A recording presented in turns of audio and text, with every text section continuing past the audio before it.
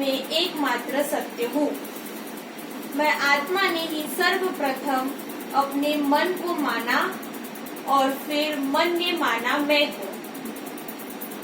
जो मैंने माना उसी का नाम मन, माया, जगत, कार्य, और जो मन ने माना उसका नाम संसार है। मन माया का आधार मैं हूँ और संसार का आधार मन है। संसार किसने बनाया है? मन। और मन का आधार मैं हूँ। सुषुप्ति, बेहोशी, ध्यान में मन का अभाव होता है, इसलिए उसके माने हुए संसार का भी अभाव होता है। तो संसार को माना है मन ने। जब गहरी निद्रा में मन नहीं तो वहाँ संसार का भी कोई होश नहीं। जहाँ मन जगा कि सारा संसार दिखने लग जाता है। तो मन के हारे हार है, मन के जीते जीत। संत कबीर दास जी कहते हैं, मन ही को जिसने जीत लिया उसने परमात्मा को भी पा लिया।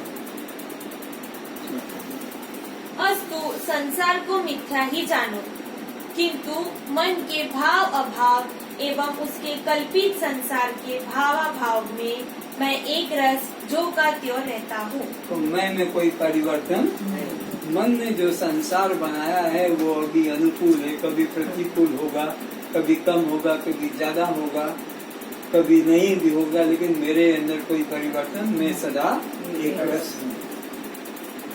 जैसे जल को छोड़कर तरंग का कहीं आना जाना नहीं होता है, अथवा लाइन को छोड़ ट्रेन का कहीं आना जाना नहीं होता है, जैसे आकाश को छोड़ संसार कहीं आता जाता नहीं है, इसी तरह मैं आत्मा को छोड़कर मन न कहीं जाता है और न कहीं से आता है।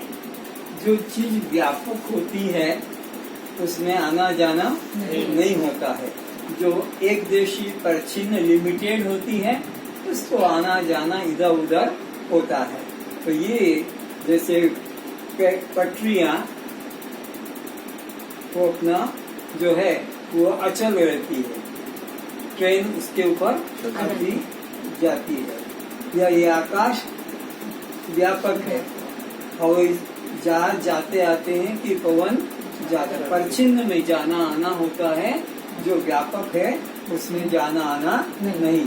तो मैं क्या है? व्यापक है। और ये मन क्या है? परछिन्न, कभी होता है कभी नहीं होता है, कभी सुखी कभी दुखी, लेकिन मैं इससे अलग इसका साक्षी नित्य हूँ। इसी तरह मैं आत्मा को छोड़कर मन न कहीं जाता है और न कहीं से आता है। किसी विषय का विकल्प करना ही मन का होना है, तथा किसी विषय का विकल्प न करना ही मन का अमन होना है। मन के बिना कोई भी प्रकार की क्रिया संभव नहीं, कोई भी क्रिया। और तुम क्या कहते हो? मेरा मन बहुत चंचल है, मेरा मन बहुत चंचल है, मेरा मन कैसे रुके? लेकिन अगर मन रुक जाएगा तो तुम्हारे सारे काम बंद हो जाएंगे।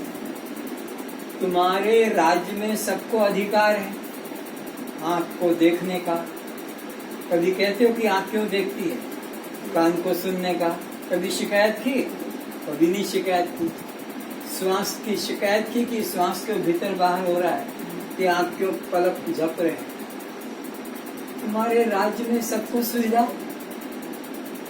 फिर इस मन के पीछे क्यों पड़े हो इसी की को फांसी पे चढ़ाने के लिए कि मन नहीं रुकता है, मन को रोको। मन कैसे रुकेगा?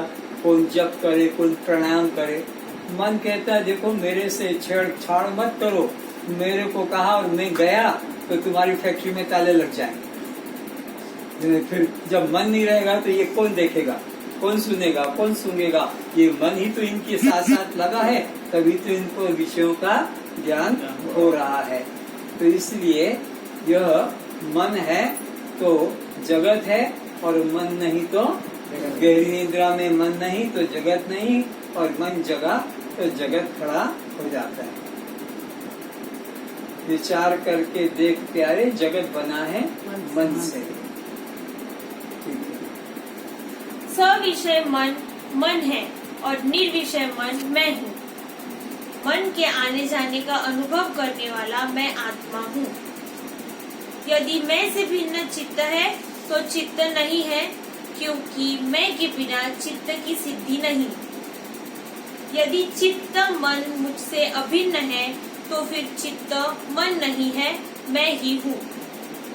तुम स्वभावी हो, मन तुम्हारा स्वभाव है। तुम धर्मी हो तो मन तुम्हारा धर्म है। फिर से, यदि मैं से भिन्न चित्त है तो मैं से भिन्न चित्त कभी हो नहीं सकता। जल से भिन्न लहर हो नहीं सकती। अग्नि से भिन्न उष्णता हो नहीं सकती। बर्फ से भिन्न शीतलता, क्योंकि वह धर्मी धर्म से अलग, धर्म धर्मी का नित्य संबंध है। तो चित्त नहीं है, क्योंकि मैं के बिना चित्त की सिद्धि नहीं। तो मैं से ही चित्त सिद्ध होता है। चित्त मैं नहीं तो चित्त भी नहीं।